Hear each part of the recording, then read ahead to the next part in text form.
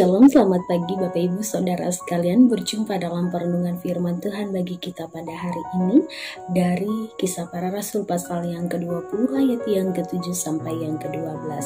Mari kita berdoa mempersiapkan hati kita untuk mendengar kebenaran firman Tuhan. Allah yang baik, kami bersyukur untuk setiap perkataan yang meneguhkan, tiap kebenaran firman yang menguatkan.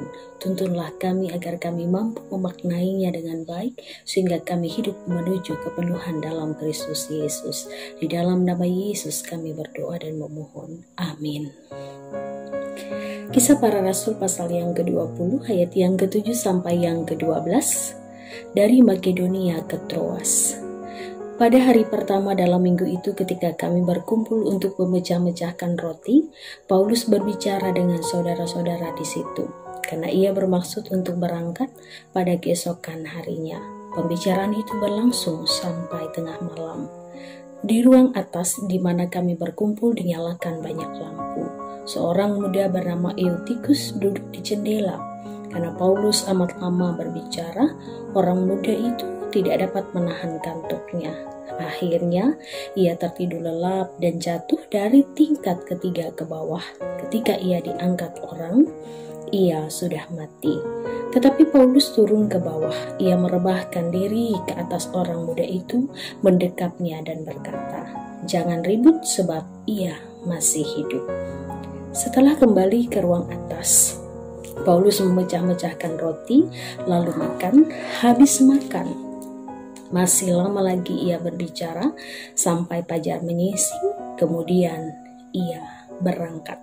Ayat yang ke-12, sementara itu mereka mengantar orang muda itu hidup ke rumahnya dan mereka semua merasa sangat terhibur. Demikian firman Tuhan, hendaklah perkataan Kristus diam dengan segala kekayaannya di antara kamu. Amin. Shalom Bapak Ibu Saudara sekalian yang dikasihi dan diberkati di dalam Tuhan Yesus Kristus. Barangkali bukan hanya Eutikus yang pernah merasakan kantuk yang luar biasa ketika kemudian mengikuti sebuah persekutuan. Ada banyak orang kemudian mengalami hal tersebut. Dan Eutikus juga bukan orang yang terakhir yang kemudian mengalaminya. Bapak Ibu Saudara sekalian, banyak orang bisa mengantuk ketika khotbah berlangsung atau kemudian ketika doa syafaat dinaikkan. Mengapa demikian? Orang punya alasan dan alasannya sangat beragam. Pertama, orang bisa beralasan karena khotbah pendeta itu terlalu panjang dan kemudian mereka mengantuk. Atau kemudian mereka punya alasan khotbah selain khotbah, tapi juga doa syafaat yang bertele-tele, kami mengantuk Ibu Pendeta, Bapak Pendeta. Sehingga kemudian alasan-alasan ini menjadi kemudian alat tameng untuk membenarkan diri. Atau ketika kemudian dalam persekutuan mereka mengantuk, bisa juga dilatar belakangi karena jam kerja yang cukup banyak dan kemudian mereka tidak bisa memenuhi jam istirahat yang sesuai dengan keperluan 8 jam setidaknya. Pada akhirnya ketika persekutuan ibadah itu berlangsung, rasa kantuk tidak bisa dihindari, orang bisa tertidur. Dan selain kemudian mereka tertidur dan mengantuk, ibadah yang menjemurkan bisa juga kemudian menimbulkan orang sibuk dengan kemudian aktivitasnya.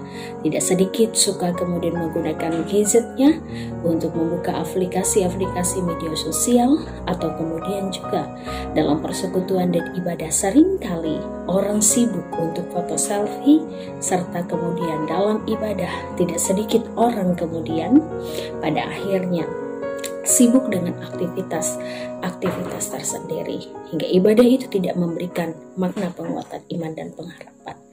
Bapak Ibu Saudara sekalian, Alkitab mencatat dalam Kisah Para Rasul pasal yang ke-20 ayat yang ke-7 sampai yang ke-12. Di sana disebutkan dalam firman Tuhan, Eutikus, seorang muda, memilih tempat yang kurang tepat untuk ia ikut dalam persekutuan. Ia duduk di jendela.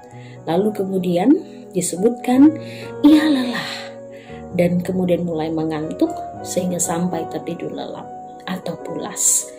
Dan tentunya ketika ia tertidur pulas atau terlelap di jendela, sudah barangkali itu akan menjadikan keselamatannya juga menjadi bahaya.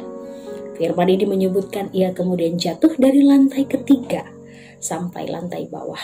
Bapak Ibu Saudara sekalian yang dikasih dan diberkati dalam Tuhan.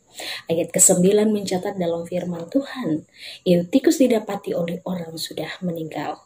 Tetapi kemudian ayat yang ke-10 Paulus turun ke bawah. Dia merebahkan diri di atas badan Eutikus, mendekapnya dan berkata kepada banyak orang, "Jangan ribut, sebab ia masih hidup." Dan benar dalam ayat yang ke-12 di sana disebutkan Eutikus diantar selamat ke rumahnya. Bapak Ibu Saudara sekalian dikasih dan diberkati di dalam Tuhan. Mengapa Paulus kemudian mengatakan demikian?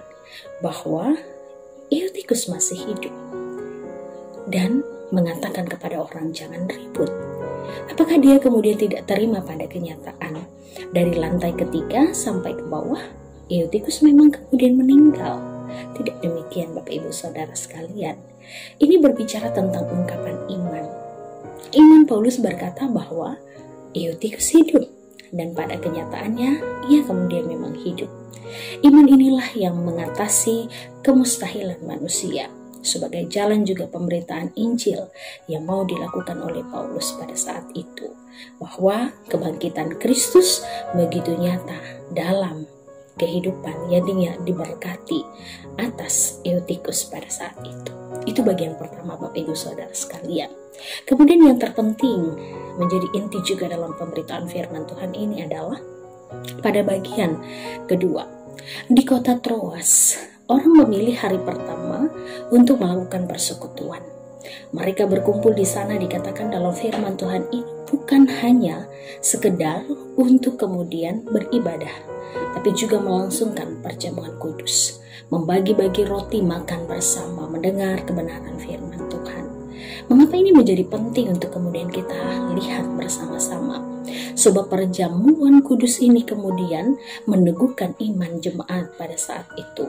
Perjamuan kudus yang dilakukan dengan membagi-bagikan roti meneguhkan iman dan percaya bahwa Kristus bukan hanya saja mati bagi umat manusia, menyelamatkan saya dan Bapak Ibu Saudara sekalian, bukan hanya kemudian ia bangkit dan naik ke sorga, kita menanti kedatangannya yang kedua kali, tetapi juga kemudian menjadi sebuah peneguhan iman yang luar biasa bagi tiap orang, bahwa Kristus juga menjadi rahasia dari kemudian perjumpaan atau perkumpulan dari orang-orang percaya.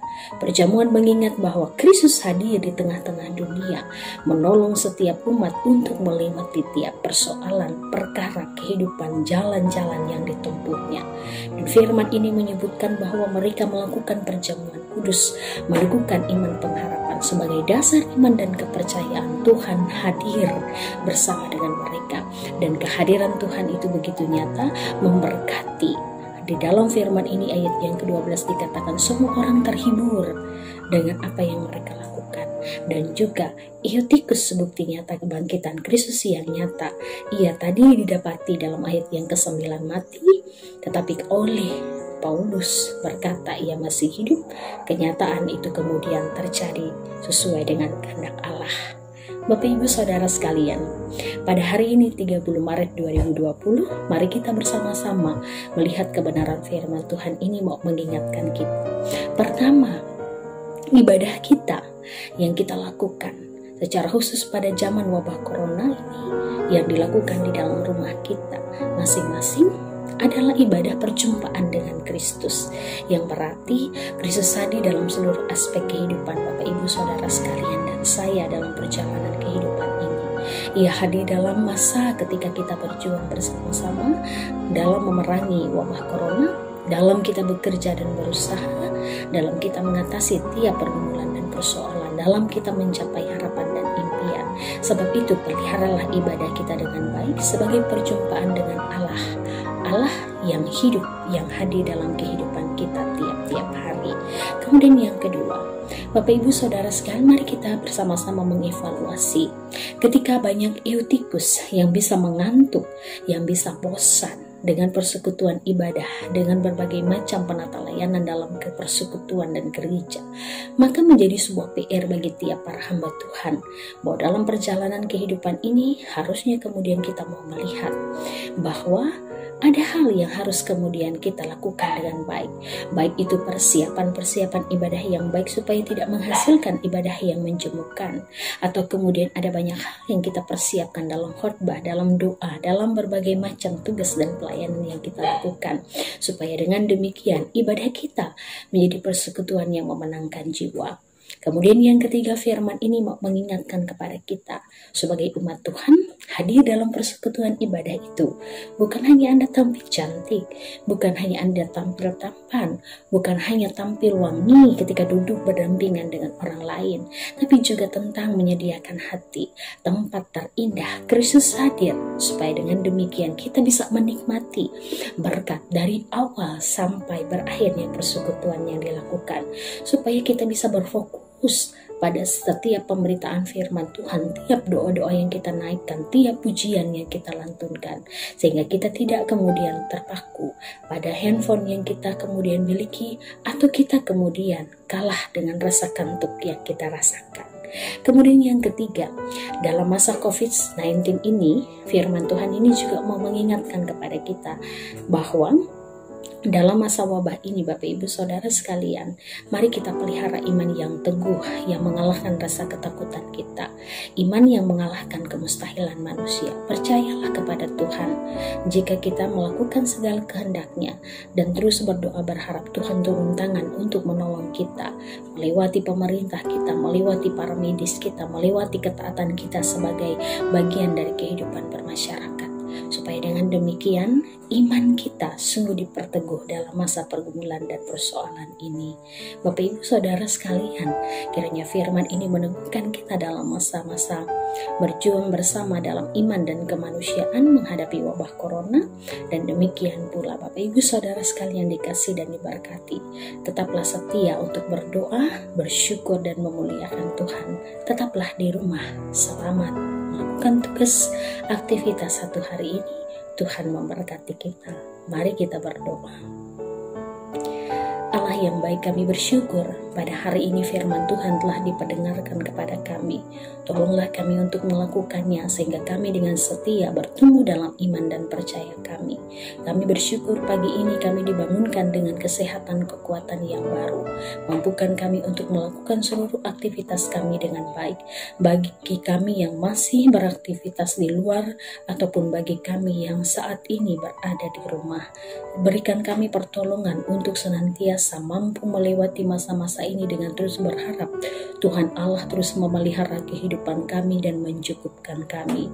Tolonglah ya Tuhan setiap para pemerintah kami dengan setiap kebijakan dalam mengatasi wabah corona. Demikian pula para medis kami yang bekerja di garda terdepan untuk menolong kami dalam perjalanan kehidupan aman dan selamat. Sehingga oleh pertolongan Tuhan, dengan setiap sinergi yang baik pemerintah, para medis dan kami masyarakat, wabah ini cepat berlalu dan kami menaruh harapan kuasa Tuhan terjadi atas kami semua dan atas bangsa dan negara ini.